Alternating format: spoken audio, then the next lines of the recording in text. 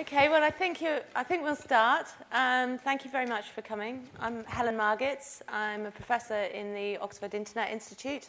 I'm also a political scientist, so I'm very pleased to see all these people come back for more politics.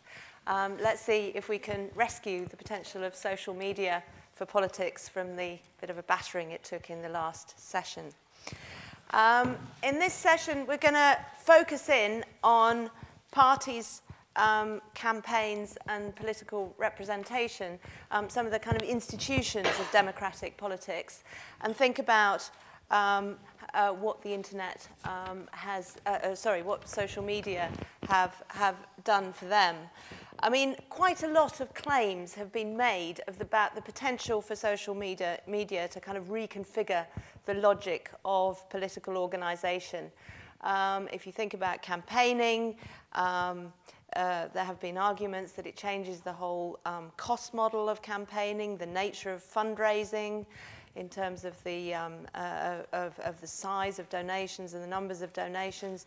It changes the sort of cost basis of the media. It gives basically political organisations and individuals the potential for a lot of free media that wasn't there before. And of course, it reduces or at least remodels the costs of certain parts of the campaign and arguably increases the costs of other parts. It also changes fundamentally the way the way voters experience campaigns because it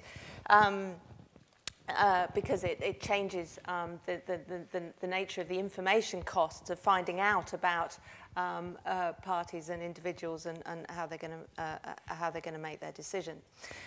It also has the potential to reconfigure political parties. I mean, I wrote an article a few years ago arguing that political parties really only needed to exist online, that most of what political parties did could take place online. It was called the Cyber Party.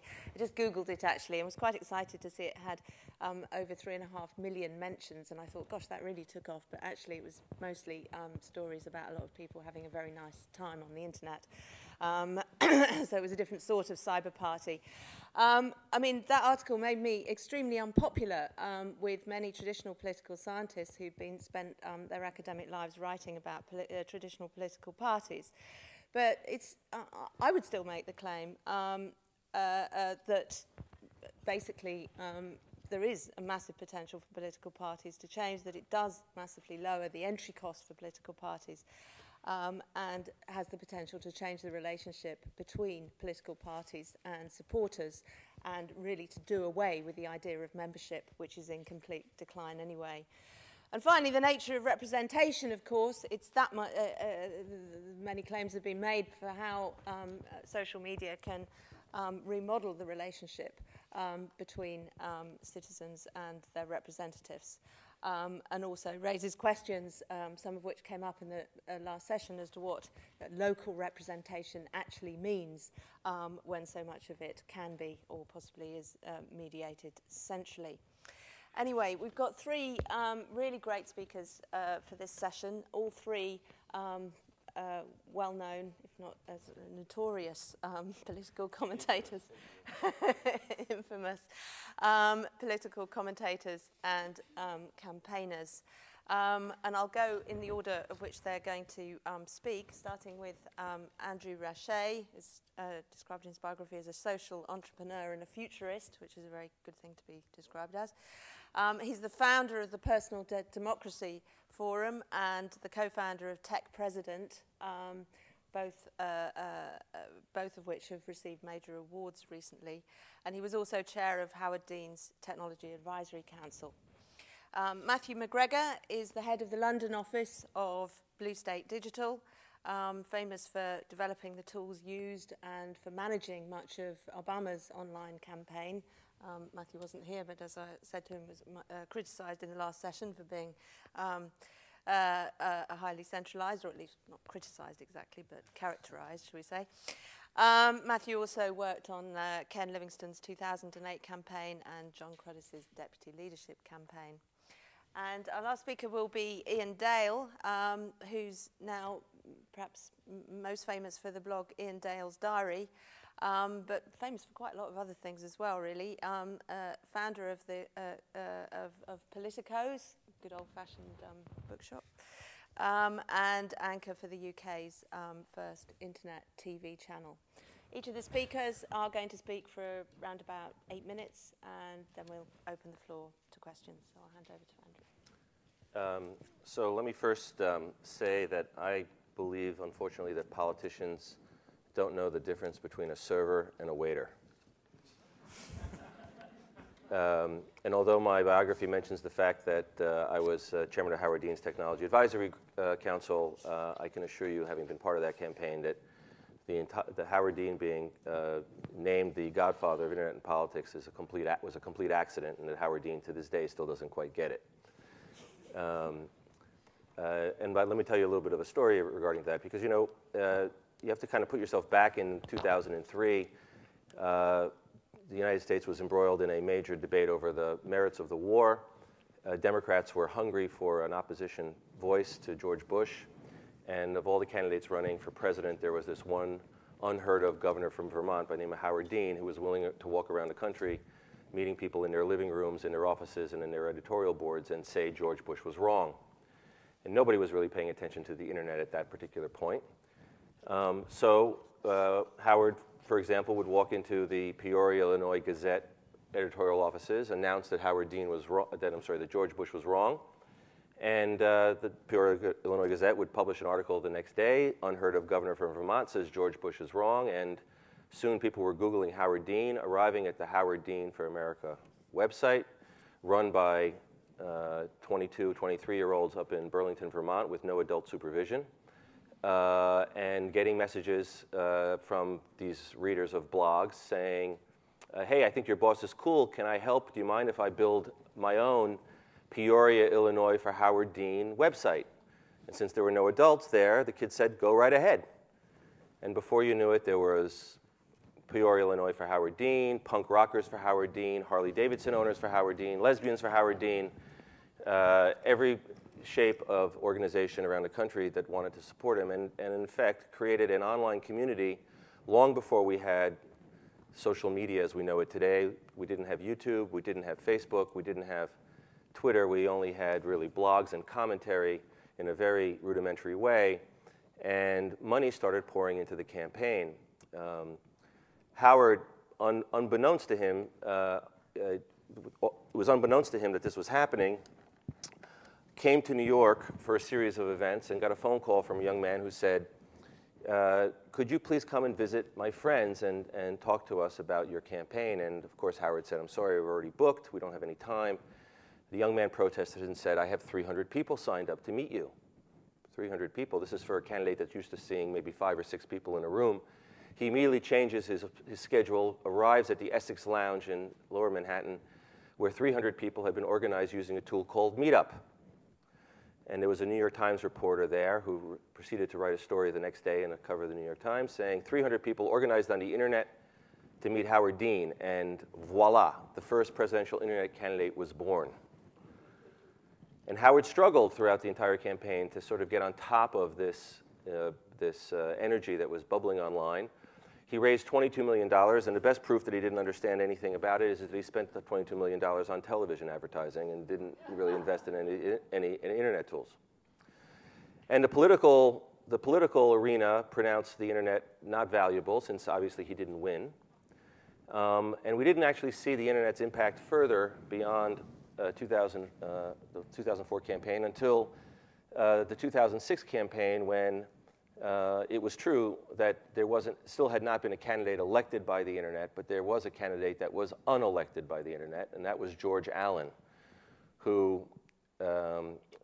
made the unfortunate mistake of pronouncing the word macaca on video knowingly, and it was spread virally on the internet to the degree where his campaign, and if you think about it, the potential of his candidacy as the nominee for the Republicans in the 2008 presidential election was pretty high at that time, altered the course of politics from that point forward. And then, of course, we've all studied and marveled at the intricacies of the Obama campaign. We argued in a previous session about the bottom-up nature of technology to affect politics and civic society, and of course, politicians and political campaigns' efforts to try to get on top of it and control it. And as a student of politics, I obviously, fascinated by the changes, but I didn't realize how much things had changed until about 8 months before the election, visiting my 82-year-old dad. Now, before I tell you about my 82-year-old dad, let me just simply say, if I told you to see a movie or recommended a restaurant, now that we're friends, if you haven't seen In the Loop, based on In the Thick of It, or if you haven't seen Man on a Wire, great movies. I highly recommend them both. Now, you'll probably go more likely now than if you had seen the review or if you read an advertisement in the newspaper, because since we're friends, a personal recommendation matters more than something you might read in the newspaper, I'm sorry to say, for the most part. And in politics, it works the same way. And political opinion in our society has been formed traditionally in the most common of ways, around dining room tables, around a water cooler in the office, over the back fence in the market, in a VFW hall or a coffee shop. People share their prejudices, their aspirations, their hopes, and eventually some sort of consensus is formed. People go to the polls and we hold our elections. And that happened in 2008 exactly the same way it happened in every other election prior to this last one, except for one big difference. My 82-year-old dad calls me up and says, Andrew, I'm having trouble using my email. I want to email more than one person at a time. It's taking me too long. So I go over to his house, look over his shoulder at the gleaming, shiny Mac that I had bought him 6 months before for his birthday. And I show my dad how to do multiple email addresses. And I look at the email that he's sending to his friends. And the subject line is, watch this. And it's a link to a Barack Obama YouTube video. Now, my dad, in a previous election cycle, would not have picked up the phone and called his friends and told his friends to pay attention or to vote for Barack Obama, nor would he have shown up at a rally, nor would he had even made a campaign contribution. But if he was at a dinner party or if he was in some social setting and the subject of politics came up and he had an opportunity to advance his opinion about the candidates, he certainly would have opened his mouth. And here he was in one afternoon reaching the same 50 friends that he would have otherwise taken him a year and a half to reach the old-fashioned way. Now, when I saw that, I realized, well, my dad's reaching 50 friends. My dad doesn't even know how to do email in bulk, so he's reaching them one at a time. What does this actually mean long term? So we started tracking political videos on the web. So listen to this statistic. There were 1.5 billion views of political videos on the web in the last election cycle. Only 150 million views of those 1.5 billion views were of political videos created by the candidates or the parties themselves. That means that 9 out of 10 political videos created in the last election cycle were created by voters themselves, communicating amongst themselves. And the videos that you may remember, like Obama Girl or Yes We Can, which were in fact voter-generated, not party-generated, not candidate-generated, are the ones we remember and that were repeated over and over again online. And on television. But it's really the ecology of politics that has changed dramatically when you have literally hundreds of millions of videos, which are political conversations that would normally happen around a dining table, happening instantaneously between citizens themselves and changing the very nature in the way in which we choose our candidates, share information, and build consensus. And the impact of this is just beginning.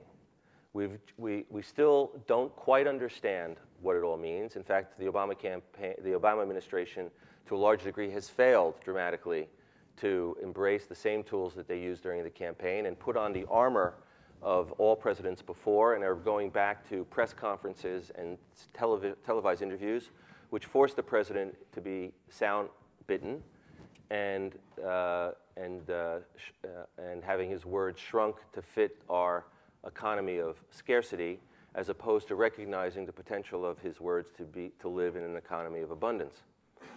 So I'm particularly optimistic that as more and more people learn how to use the various tools of social media, that we are going to create an entirely new public square for political discourse. And the only people who have yet to arrive and to participate in this brave new world are the politicians and the parties themselves. Great, thank you. Matthew. Thanks very much. I come at this a slightly different angle in that my background, as the introduction said, is from a campaigning point of view, both in elections and in advocacy, and in trying to activate activists to be advocates on behalf of the cause or the candidate that I'm working for. And so for me, the tools of social media and new media more generally are just that, they're tools. And it's important to see tools as tactics rather than as means to be used in principle. And I start with that because as a company in the UK and working in the States as well, we often get asked, we want to have an online strategy, how shall we use Twitter? And these tools are not a strategy. Having a website or having a Twitter feed is not the same as having a strategy. And so I want to talk about the strategy before I get on to talking about how the tools are used. And there are two key points I saw on the feed behind me about the difference between American politics and British politics. And one of the questions that Blue State Digital in the UK gets asked the most is, can the tactics that helped the Obama campaign work in the UK without a rock star politician who, being a loyal member of the Labour Party, I couldn't possibly say that Gordon Brown isn't as articulate and attractive as Barack Obama, but some people do think that. Can we do the same kind of thing in the UK? And I think the important thing is to look at those principles behind what led the Obama campaign to be so successful online and implement the principles rather than the tactics. So the key things of engaging people, building a real relationship, using tools online, both in social media and other aspects of new media, to build a real relationship that is both two-way, transparent and authentic. So the example from the Obama campaign would be both the use of campaign manager briefings from David Plouffe, explaining what is going to happen over the course of the campaign going forward, rather than just saying what has happened in the past and keeping everything close to their chest. And the Conservatives are doing the same with Eric Pickle's excellent war room briefings too. Being transparent, but also being two-way. The example from the Obama campaign again of the Pfizer debate, where Obama supporters used social networking tools that we had built for the campaign to launch a protest group against Barack Obama's own vote in the Senate on phone tapping, and setting up a 30,000 strong protest group against Barack Obama on barackobama.com to make their views known. If that happened in the UK, whoever had done that would be put in a very deep, dark hole and never let out again. But in the States, in the Obama campaign, they welcomed it and engaged in the discussion. But just to give you some examples of that two-way relationship that do work in the UK, we're working with a group called Hope Not Hate, the campaign against the BNP, British National Party in the UK. And by being transparent with the supporters of that organisation, by giving them a say in the way the organisation is run, and by giving them things to do, like reacting to the election at the beginning of June, with a kind of a crowdsourced, user-generated video of opposition to be used at the opening of the European Parliament. People are much more engaged and much more willing to join the campaign. That organisation has gone from 8,000 supporters to having 125,000 supporters in 6 months, partly because of the issue, but more importantly because of the way that the organisation is willing to engage with them. And then the second point, on top of building a relationship, is putting people to work, is to actually give people something to do, because as a campaigner, and it may sound brutal, but to be frank, civil engagement is good, but we want to win. And that means putting your supporters to work, be it with donations or telling their friends in the way we heard earlier, knocking on doors, delivering leaflets, telling your stories both online and offline and in other ways. We heard one example from the Obama campaign already. The one I really like is the online tools on barackobama.com that allowed people to make phone calls from their own homes, the phone bank tool, which led to 4 million phone calls being made in a single weekend before Election Day. But it works in the UK too. By incentivizing people through a real relationship and direct communication. We work with the Communication Workers Union on their campaign against Royal Mail privatisation and directed the views of supporters of that campaign at TNT, who wanted to buy Royal Mail, giving them easy tools to engage with that company and send just over 10,000 personal messages of opposition, and companies don't like that kind of stuff. So like, the principles of engaging with people, building a real relationship, and then putting people straight to work is really important before you get on to talking about the tools themselves. Now, each of those tools can be useful, and they have their own strategic, they have their own tactical use at different times, but they have to fit in with that overall campaign strategy. Just a few words about the social, the use of social media in campaigns and by people in government and in Parliament. They have to be part of that process of building a real relationship. And so they have to be authentic. They have to be genuinely the person who his name is on the tin. Too many politicians have assistants or have staff members running their Twitter feed or running their Facebook group, and it's obvious. You have to be honest about who is running the feed and who is speaking about it. And where you're not honest, it's counterproductive. You have to be honest when you want to build a relationship with somebody. I also think you have to be very timely, very action-orientated, so you can engage people in the work that you're doing. I don't think that people want to be passive recipients of information via new media. My favourite example of that is the politicians' use of YouTube. If a politician is boring and saying nothing of interest on TV, the fact that you put it on YouTube doesn't mean that it's going to suddenly make all young people suddenly be interested in what you've got to say. And so to kind of round up, I would say that the social media tools have their use, but I don't think they're a panacea for the problems that politicians face. I don't think they are a panacea for the issues that campaigners face on a day-to-day basis. But they're useful tools if used within the context of the principles of genuinely engaging people and putting them to work. Iain. I'm going to try and trump Andrew's server-waiter thing by saying that politicians really don't know their RSS from their elbow in this area. And it's true, very few politicians in this country understand social media because they're frightened of it. They regard the internet as a threat rather than an opportunity to engage. And they do that because they've seen lots of examples where politicians have come unstuck or said something that they've later regretted. It's interesting that most politicians think that Tory MP Nadine Dorries is mad to have a blog. But the fact is, she is the most recognisable member of her intake of MPs, and it is partly because of the profile that she has built on her blog. And whether you, those of you who read it, will know that, shall we say, sometimes she says some things that she might later regret. But she has built a powerful profile on that, and if she wants to mobilise a campaign, it's very easy for her to do so. I think there are two audiences for politicians, the voters and the activists. And all three mainstream political parties in this country haven't got a clue how to really attract either. The only party in this country that actually seems to have a clue as to how to use the internet, I'm afraid, is the BNP. And they mobilise people through their website, they have interaction on their website, yet if you look at the three mainstream parties, what they're doing is transmitting all the time and not receiving. And there is very little opportunity to have a dialogue with anybody on the three mainstream party websites. And I don't see that changing. Those who say that this is going to be the first internet election are wrong.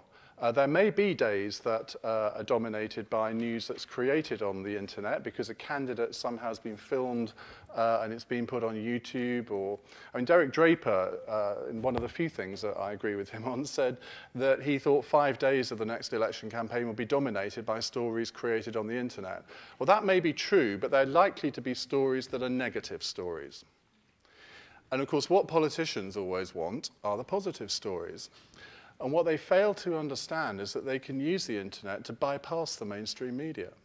They don't have to have all of their activities and their speeches and their ideas put through the prism of the mainstream media, filtered by editors. They can actually get to people directly.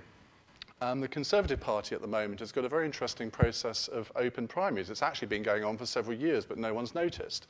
Yet in Totnes, they noticed because every voter in the constituency was able to vote for the candidate, whether or not they were Conservative supporters. Now, that process is being expanded now, and there's a round of seats being selected at the moment, including several so-called Save Tory seats, where they're going to have actually what are open caucuses. They call them open primaries, but it's because they don't understand the terminology. It is actually an open caucus where on a given day, anybody who's on the electoral register can go and vote for who they think should be the next Conservative candidate, whether they're Conservative or not. Now, it's unheard of in the Conservative Party to campaign to be a candidate. In the Labour Party, you have to go around all the branches, make yourself known to the trade unions and solicit support. In the Conservative Party, that's not really the done thing. But now you've got candidates who are going to have to do that. Now, imagine if I was going for one of those seats. I have 130,000 readers on my blog. Now, do the maths on that, divide it between 650 seats, and several hundred of my readers would be in a particular constituency. So if I wanted to run for a seat, I could try and mobilize those people. Presumably, if they read my blog, they might have a favorable impression of me or they might not, but let's assume they do for one moment. That they could be the difference between me being selected for that seat or not. And I think that's what traditional politicians don't quite understand, that you can use things like blogs, Facebook. I mean, I've got 2,000 or 3,000 people on Facebook. I've got 5,500 on my Twitter feed. Somehow, I could use all of those in a political campaign if I wanted to. But in my view, what's going to be more important than blogging, Facebook, or anything at the next election is still going to be email. Your example, Andrew, that you talked about was, I think, absolutely right. And people are easily contactable by email now. Any candidate worth their salt will have built up a database of several thousand email addresses by the time of the election. Grant Shapps at the last election had a database of 8,000 or 9,000. He's now got 16,000 of his constituents. And the power of being able to communicate people regularly I think shouldn't be underestimated, particularly if you're in a marginal seat. The other thing that will happen at the next election is that parties may well try and use bloggers in particular to conduct negative campaigning. Things where they can do it at arm's length, where they don't have to get their hands dirty, but they can just contact a friendly blogger who can say, well, and they just say, well, put this poster up or do this video. And that will then, if it's an interesting thing, it will spread like wildfire through the internet. We've already seen the example of Dan Hannan's video, the speech that he gave in the European Parliament against Gordon Brown, and that got millions of views. And if you hit the right target at the right moment, you can really get a lot of views.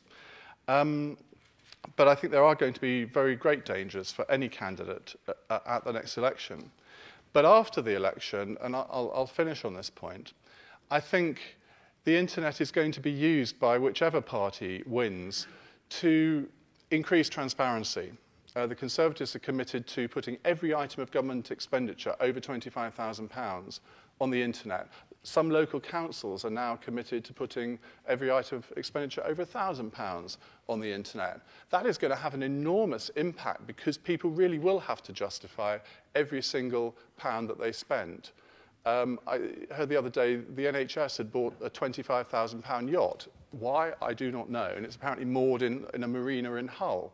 Well, had that been a piece of expenditure been publicised when it was bought, I think a lot of people would have quite liked to have known the reasons for that, and whoever authorised it would have been forced to justify it. So I think all of these things are great for transparency. They allow you to know more. They allow you to have a relationship with elected politicians, which you just haven't been able to have before.